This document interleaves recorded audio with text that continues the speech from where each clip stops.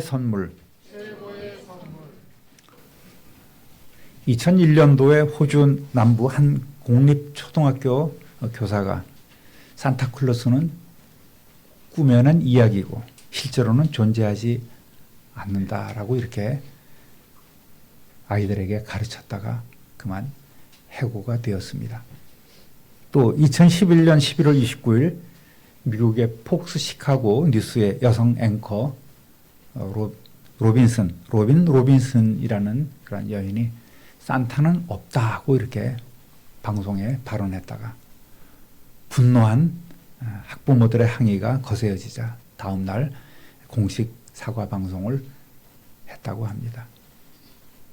어린이들에게 산타는 즐거운 성탄의 추억이고 또 낭만이고 꿈이고 행복이기도 합니다. 환상 그 자체죠. 그것을 빼앗으면 안 된다는 말입니다. 불교 국가인 태국도 곳곳에 성탄 장식을 화려하게 해놓았습니다. 주로 크리스마스 트리에 산타지요. 성탄절 때마다 교회에서 심각하게 거론되는 하나의 사실이 있죠. 성탄절에 예수님은 없고 엉뚱한 것들이 그 자리를 차지하고 주인 행사를 하고 있다는 겁니다. 매년 나오는 얘기라서 어떤 때는 식상하기조차 한 그런 얘기라고도 볼 수 있겠습니다. 어쨌든 어느 목사님은 그래서 산타는 사탄이다 이렇게까지 주장을 하기도 합니다. 그분은 성탄절의 주인공은 아기 예수인데 산타가 주인공이 돼서 그 자리를 가로챘다는 거예요. 다 여러분이 잘 알고 또 매년 듣는 이야기가 아닌가 싶습니다. 과거 코미디 프로그램의 한 코너에서 성탄절에 경의를 내렸는데 여자친구가 있는 애인이 있는 남자에게 성탄절이란 뭐냐 했더니 예수님께 드릴 생신 선물을 여자친구에게 주는 날이다 이렇게 얘기를 했습니다. 또 그 남자친구가 있는 여자에게는 예수님이 만들어주신 두 번째 생일이라는 거예요. 그것이 성탄절의 의미입니다. 예수님의 생일인데 선물은 왜 네가 받아? 라는 이러한 외침도 많이 있죠. 우리 아이들도 마찬가지입니다. 성탄절 선물은 예수님께 선물을 하는 날인데 자기들이 성탄절 선물을 받는 날로 알고 있는 거예요. 여러분도 그런 환경 속에서 살고 있지 않겠습니까? 많이 변질된 성탄의 의미지만 우리는 그래도 성탄 이렇게 또 선물을 한다면은 하나님이 우리에게 주신 은혜를 서로 나누는 그런 차원에서 또 성탄을 이렇게 즐길 수도 있겠습니다만은 우리 교회와 우리 성도님들만큼은 예수님께서 세상에 오신 목적을 다시 한번 잘 알고 있어야 할 줄로 압니다. 따라하겠습니다. 예수님은 하나님께서 우리를 위해 준비하신 최고의 선물입니다.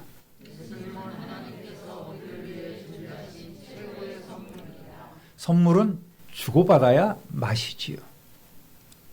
근데 대부분 선물은 먼저 어른이 윗사람들이 준비합니다. 그것이 그렇게 정해져 있는 거예요. 인간의 타락 이후에 하나님께서는 우리에게 주실 구원의 선물을 준비하고 계셨습니다. 타락하는 그 즉시로 내가 저 아이들을 버려두지 않고 구원해야 되겠다는 그런 결심이 서신 거예요. 하나님은 우리를 버려두지 않으시고 우리를 향한 무한한 사랑을 갖고 계셨기 때문에 우리 모두가 구원받기를 그렇게 바라고 계셨습니다. 오랫동안 그런 마음을 가졌습니다. 그래서 하나님께서는 모세를 통하여 십계명 또 여러 가지 율법을 허락해 주시고 속죄의 그 피의 제사를 드림으로 구원의 길을 열어주셨어요. 그런데 이것이 매년 반복해서 드려야만 하는 너무나도 힘든 불완전한 방법이었습니다. 그래서 이것이 나중에는 형식적이고 의미 없이 그저 진행되는 외식적인 하나의 행사로 전락되고 말았던 것이죠. 하나님은 그래서 우리를 위한 완전한 선물, 완벽한 제물을 준비하셨습니다. 짐승의 피라는 것은 결코 우리의 죄를 근본적으로 없애지 못합니다.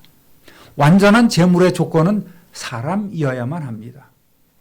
사람이 돼 죄가 없는 사람이어야지만 다른 사람의 죄를 대신 감당할 수 있는 것 아니겠습니까?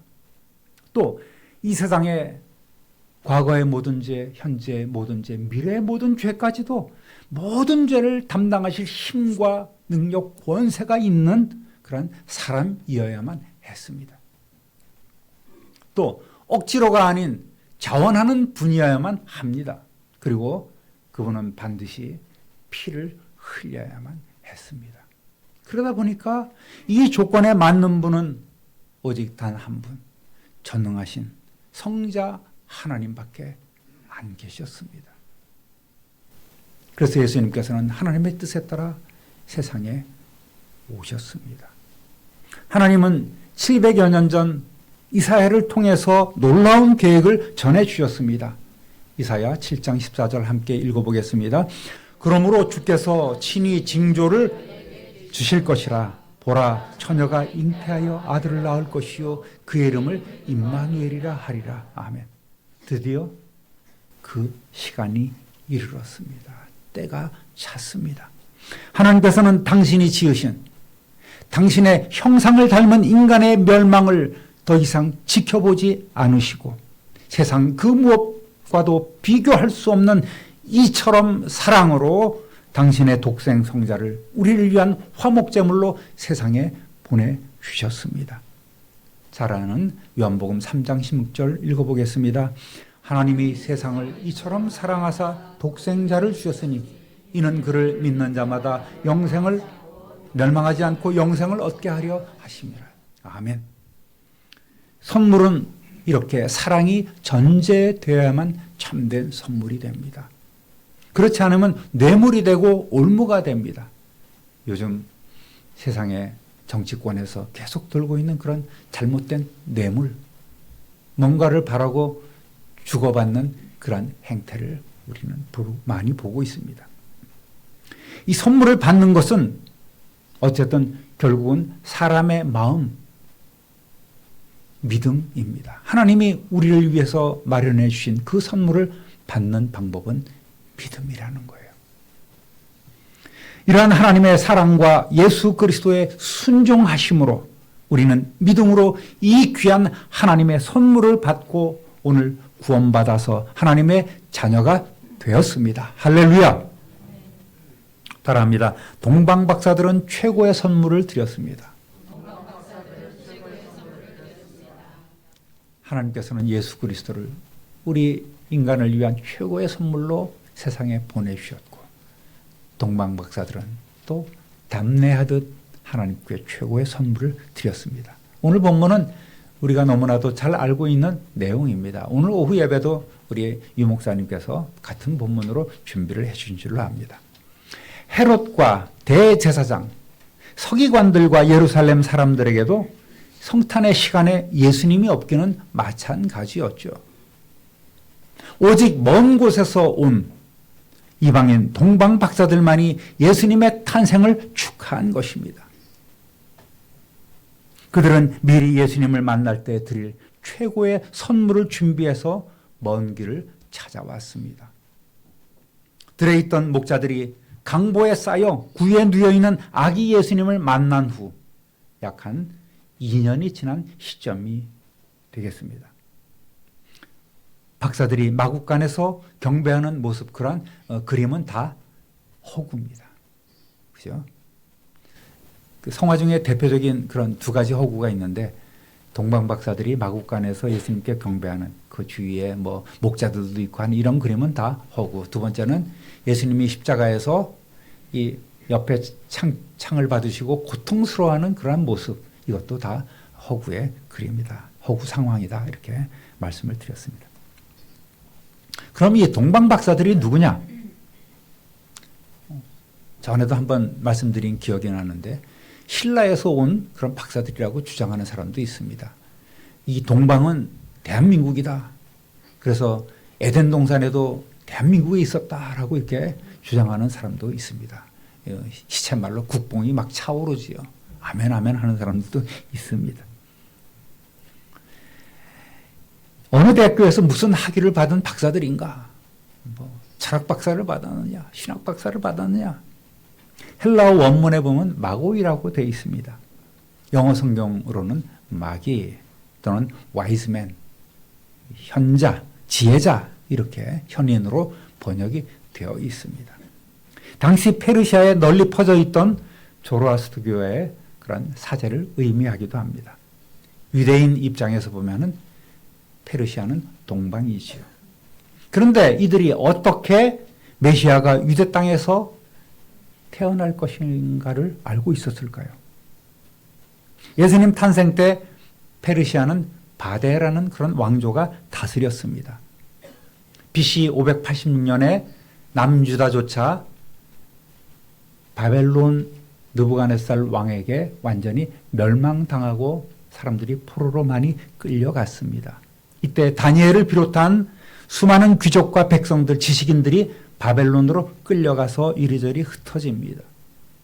특별히 다니엘이 바벨론의 그 느부갓네살 왕의 큰 신상 꿈을 해석해 주지 않습니까? 다니엘서 2장 44절 함께 읽어보겠습니다. 이 여러 왕들의 시대에 하늘의 하나님이 한 나라를 세우시리니 그것은 영원히 망하지도 아니할 것이요 그 국권이 다른 백성에게로 돌아가지 아니할 것이요 도리어 이 모든 나라를 쳐서 멸망시키고 영원히 설 것이라. 몇 번 여러분에게 설명을 해드렸습니다. 느부갓네살 왕이 큰 신상 꿈을 꿨는데 머리는 정금이고 팔과 가슴은 은이고 배는 노시고 다리는 강철로 되어 있습니다. 그리고 발과 발가락은 철과 진흙이 섞여 있는 이런 큰 꿈을 꾼 거예요. 근데 갑자기 산에서 뜨인 돌이 탁 날아와서 그것을 큰 신상을 때려 부수고 가루가 되고 새로운 나라가 세워진다는 그런 환상을 이제 해석을 해 주었던 것입니다. 정금머리는 바로 바벨론을 얘기를 하고 은으로 된 가슴과 팔은 메데 페르시아 연합국을 얘기를 하고 노스로 된 배는 헬라 그리스를 얘기를 하고 쇠다리는 가장 강력한 로마를 의미합니다. 그리고 그 다음에는 그 이후에 여러 나라들을 상징한다고 보고 그 후에 심판하는 돌이 딱 나서 때려 부수고 새로운 나라를 일으킨다. 이런 것이 역사적으로 이제 그때부터 전해지기 시작하는 거예요. 아, 역사는 이렇게 흘러간다, 이렇게 흘러간다.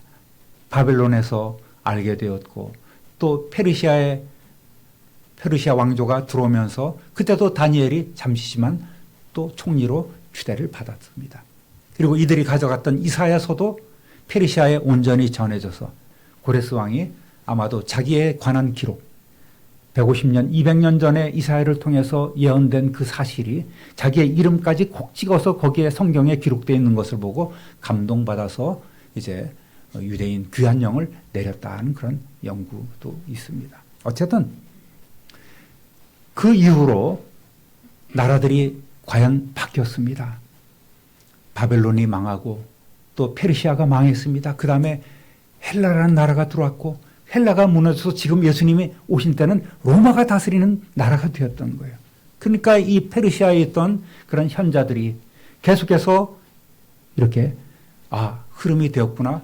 이게 가장 강한 나라가 지금 로마가 되었는데 어떻게 될 것인가 하면서 연구하다가 하늘의 징조를 보게 되고 큰 별을 발견하게 되고 그때부터 진짜 새로운 나라를 일으킬 왕이 유대 땅에서 탄생했겠구나 하는 그런 결론을 내리고 이들은 그들의 인생을 조정을 해서 예수님을 찾아가기로 결단하고 따라왔던 거예요. 이러한 과정을 이제 여러분이 상상하시면 되겠습니다.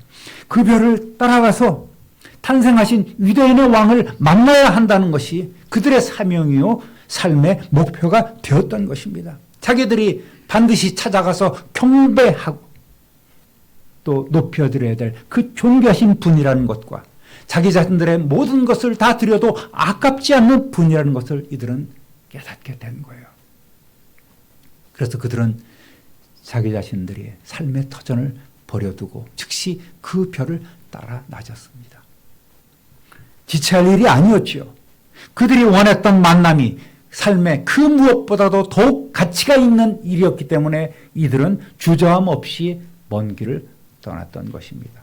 사실 막 달리다 보면은 이 페르시아에서 가나안 지역으로 오는 것은 그리 많은 시간이 걸리지는 않을 겁니다. 그러나 별이 천천히 움직이기 때문에 이들은 오직 별 하나를 의지해서 따라왔기 때문에 많은 시간이 걸린 것으로 생각할 수가 있겠습니다. 동방박사들은 마침내 그들의 믿음대로 예수님을 만나게 됩니다. 그리고 왕에게 합당한 예의를 갖춥니다. 그것은 그들이 어린 아기 앞에 엎드려 경배를 드리는 것입니다. 오늘 본문 말씀을 다시 한번 읽어보겠습니다. 집에 들어가 아기와 그의 어머니 마리아가 함께 있는 것을 보고 엎드려 아기께 경배하고 보배 합을 열어 황금과 유향과 모략을 예물로 드리니라. 들어가 보고 경배하고 드렸다. 근데 사람들은 자꾸 드리니라에게만 관심을 갖고 있습니다. 박사들이 가져온 황금, 유향, 모략, 이것이 무슨 의미냐? 이것은 참 귀한 것인데 왕에게 드릴 합당한 선물이다라는 것을 우리는 굉장히 주목을 하고 신경을 쓰고 있습니다. 물론 그들이 가져온 이런 황금, 유향, 모략도 굉장히 엄청나게 귀한 예물인 것은 사실입니다. 그러나 그 어떤 예물보다도 더 귀중한 것은 별을 발견하고 예수님을 찾아 나서서 예수님을 만나기까지의 그들의 전적인 헌신이었단 말입니다. 이것이 더 중요한 것입니다. 유대인의 왕, 만왕의 왕을 만나기 위해서 그들이 포기한 모든 것이 진정으로 가치 있는 일이 되었습니다. 만왕의 왕을 만나기 위한 그들의 믿음이, 그들의 정성이 드디어 빛을 발하는 순간이 되었습니다. 할렐루야. 사실 박사들이 사회적으로 고귀한 신분이었음에도 불구하고 그들이 만난 예수는 현실적으로 너무나 초라했습니다. 왕이 당연히 왕궁에서 태어나지 않겠는가? 그러면서 그들은 헤롯 궁에 찾아갔지만 그들은 까마득히 모르고 있었습니다. 그래서 다시 그 별을 따라서 찾아간 곳은 너무너무나 허름한 집이었습니다. 왕의 아들이 아니라 그분의 아버지는 천한 목수였습니다. 그 목수의 아들로 태어났다는 거예요. 그리고 왠지 모르게 고향을 떠나서 나사렛을 떠나서 현재 베들레헴에 머물고 있는 그런 지친 부모의 모습을 보게 됩니다. 그리고 이 아이가 맞나? 의심이 들기도 했을 거예요. 저라도 당연히 그런 의심이 들었을 것입니다. 그러다 보니까 이거 선물을 드려야 돼 말아야 돼 이런 생각도 주저함도 있었겠죠. 그러나 그들은 자신들의 선택이 옳았음을 확신하고 모든 것 내려놓고 참된 왕으로 오신 예수 그리스도께 정성을 다하여 엎드려 경배하였습니다. 박사들은 스스로 세상의 선물이 되어서 오신 성자 하나님께 가장 최선의 예물로 담례를 하였습니다. 사랑하는 성도 여러분, 우리 인생은 주님을 만나기 위해 자신의 모든 것을 내려놓고 먼 길을 떠난 동방 박사들과 같습니다. 그렇다면 반드시 주님을 만나야 합니다. 그리고 그분께 경배를 해야 합니다. 따라합니다. 우리도 최고의 선물을 드려야 합니다. 우리 삶의 목표가 정해지면 흔들리지 말고 달려가야만 그 목표를 이룰 수 있는 것 아니겠습니까? 구주 예수님을 만나는 일이 저와 여러분의 영적인 삶의 목표가 되었다면 지체하지 말고 주님을 만나야 합니다. 동방박사들은 약 2년에 가까운 시간을 들여 먼 길을 찾아왔습니다. 그러나 오늘 우리가 주님을 만나는 데는 그렇게 먼 길을 갈 필요도 없습니다. 문만 열면 교회 천지입니다. 그럼에도 많은 사람들이 예루살렘 사람들처럼 지금 잘 먹고 잘 살고 있는데 뜬금없이 무슨 메시아야? 무슨 구세주 타령이야? 예수가 필요 없는 삶을 고집합니다. 또 막상 교회는 나오지만 아기 예수께 경배하기를 거부하고 주저하고 눈치를 보는 모습도 띕니다. 좀 더 있다 만날까? 예수 믿는다는 것이 왠지 모르게 내 삶을 속박하는 것 같아. 좀 더 즐겨야 하는데 내 인생이 아깝고 내 시간이 아깝고 내 재능이 아깝고 내 물질이 아까운 생각이 드는 거예요. 그래서 주저하고 있는 이들도 참으로 많이 있습니다. 마태복음 13장 44절 읽어보겠습니다. 천국은 마치 밭에 감추인 보화와 같으니 사람이 이를 발견한 후 숨겨두고 기뻐하며 돌아가서 자기의 소유를 다 팔아 그 밭을 사느니라. 아멘. 마치 밭에 감추어진 그런 보화를 발견한 농부처럼 우리도 이 만남을 위해서는 내가 가지고 내가 누리고 있던 세상 모든 것들을 내려놓고 더 가치 있는 일에 우리의 인생을 걸어야 합니다. 우리의 전부를 투자해야만 합니다.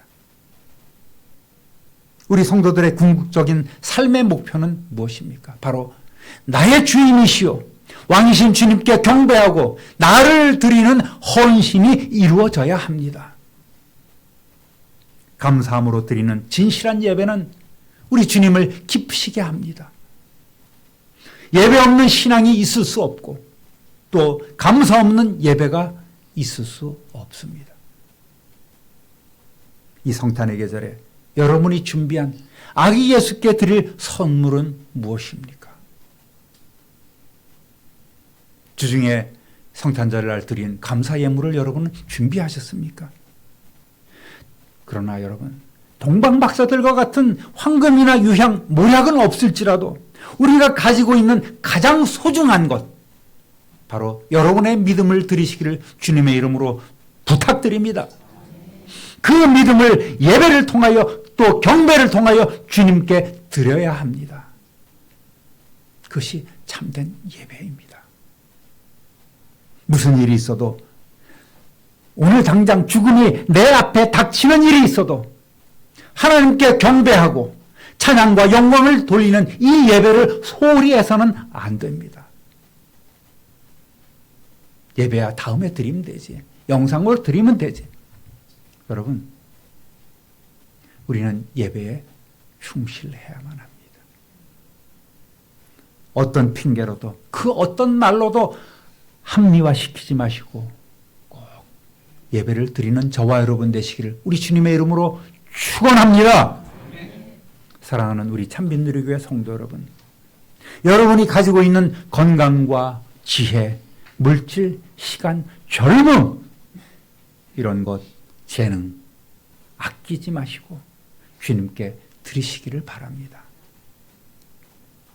다음에 하지, 내년에 하지, 그러다가 우리 인생 다 가버리고 맙니다. 선교 한번 가보십시다 하면은 다음에 갈게요. 여건이 되면 갈게요. 그러다 보면 여러분 시간이 다 가버리는 것 아니겠습니까? 지난주에 남전도에 모여서 그 의논하는 거 보니까 이제 올해 내년에 가긴 가실 것 같아요. 보니까 뭐 용접기를 가지고 가느냐, 그라인더를 가서 현지에서 조달하느냐, 막 이렇게 지금 열심히 이렇게 준비를 하고 있는 것 같아요. 그래서 이 소식을 정환 선교사님께 알려드렸더니 기대가 지금 얼마나 이렇게 차오르고 있는지 모르겠습니다. 제가 실수를 한 건 아닌가 이렇게 생각을 해요. 여러분이 가지고 있는 것 중에 그저 쓰다가 남는 것, 헌 것, 버릴 것 드리지 마시고 주님이 원하신다면 여러분의 생명까지도 다 드리시기를 우리 구주 예수 그리스도 이름으로 축원합니다. 축원합니다. 축원합니다. 존귀하신 하나님 아버지, 참 감사합니다. 하나님께서는 우리를 위해서 정말 고귀한 최고의 선물을 예수 그리스도를 보내주셨습니다.